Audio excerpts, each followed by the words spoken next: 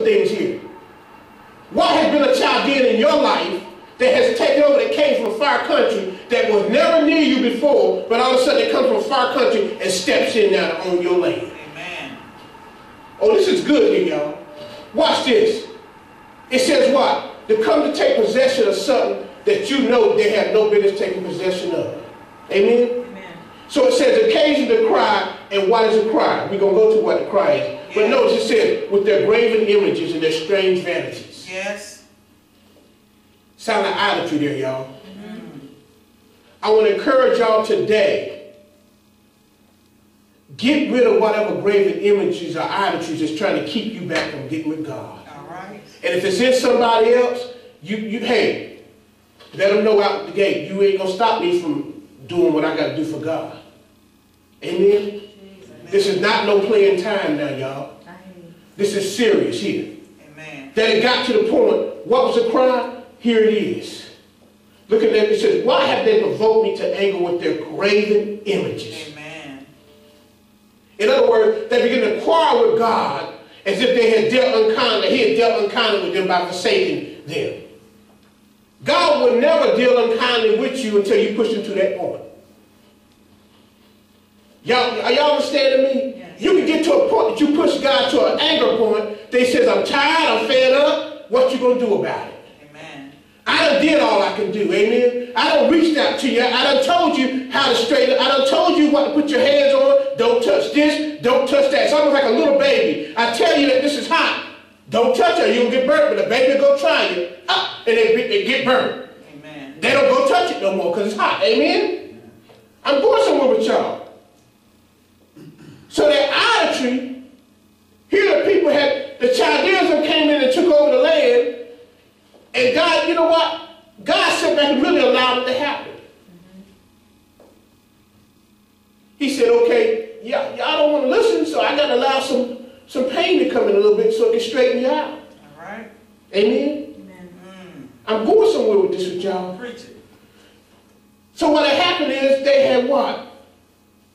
Withdrawn their allegiance to God, and they thrown themselves out of protection from him. See, anytime you don't connect with God when you're supposed to, you can get out of the protection realm of God. Don't fool yourself.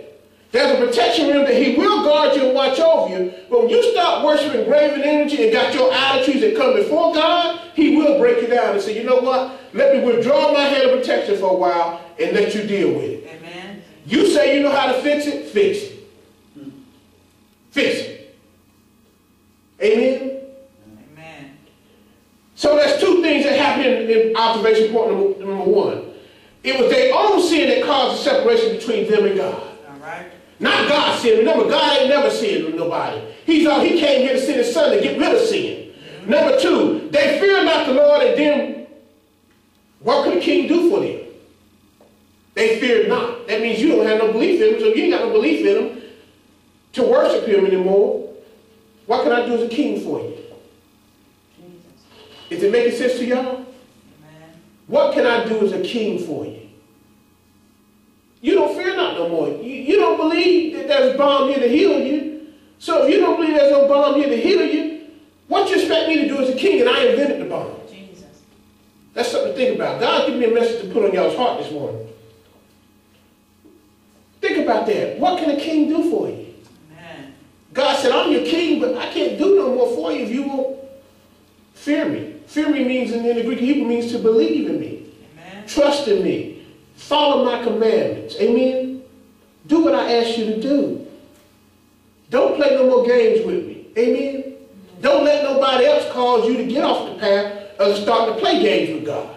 Amen. Amen? Amen. Look at verse 20 here. This is a good one right here. The harvest is past. The summer is in it, and we are still not saved. The harvest is past. The summer is in it. Summer is ended, and we still not saved. What is God saying? There's a great deal of time that has gone by in our lives, and we still at the same place we was at 20 years ago. Wow. But the only difference is we just on the church roster now. And can I preach it clear to y'all? Can I preach it plain this morning? The only difference is we just on the church roster, but we still haven't changed in our hearts. Amen? This is going out to TV land and radio land, so if somebody's out there understand this message, this is for you this morning. Amen? You're still not, your heart ain't changed.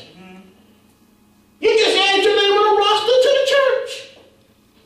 But until your heart's changed, the harvest is past and the summer is ended, and you're still not there yet. I don't know about you, but I don't have no time to waste that I'm doing all this praying and fasting and committing to God only to get nothing out of it. Amen. Am I talking to y'all this morning? Amen. Are y'all getting something out of this? What is he saying here? Harvest and summer are what parts of the year? Am I right about that? When they're gone, 1 year draws towards a conclusion. Am I right about that? Amen. So what? 1 year passes after another means one campaign after another. Am I right about that? So watch this. Are your affairs in bad posture as they was in the summer as you go into the winter? Ask yourself that question right now. That's deep in it. Are your affairs just as worse as they are in the winter as they was in the summer? If you've really been working on them, what you had going on in the summer ought to be cleared up in the winter because you done got it worked out. Amen? All right. Am I talking to y'all this morning? Do you understand where God is going here? We're going somewhere. That means from one season to another, there ought to be an increase, there ought to be a change. It shouldn't be the same season going on all the time. Amen. Amen. Yes. Amen? That's right. Same old stuff you've been dealing with back then in the summer in 2004, you're dealing with it in 2013. Yes. God says because you haven't accepted the bomb yet. Amen? Right. The Lord, he said, the Lord is here to heal you. I'm here to heal you, but you got to take the bomb. All right. And it's something about an ointment. If you got a burn, you can let that burn all day sitting there until you reach and put your hand in the ointment and put it on the burn, it don't start healing. Okay. Amen? So it says we are not saved yet. Wow.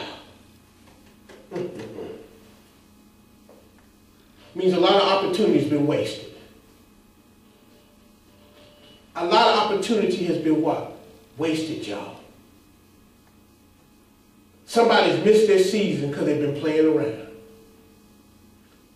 Somebody's just been sitting there saying, hey, my season, I'll catch it next year.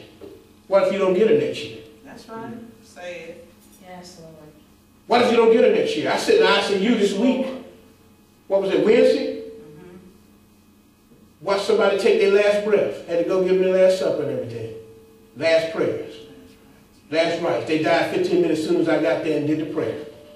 Man. What if you don't get that opportunity to get to the next season? You gonna gamble like that with God and say, well, I'll catch you next season. You better not get a next season. That's right. Amen? That's something to think about, y'all. So he says what? What we done in our own way is you got a door here and you done put a stop in the door. You put the stop in the door, not him. And said, Lord, don't open this door until I tell you to open it. We do that. Not God. We do that. Amen.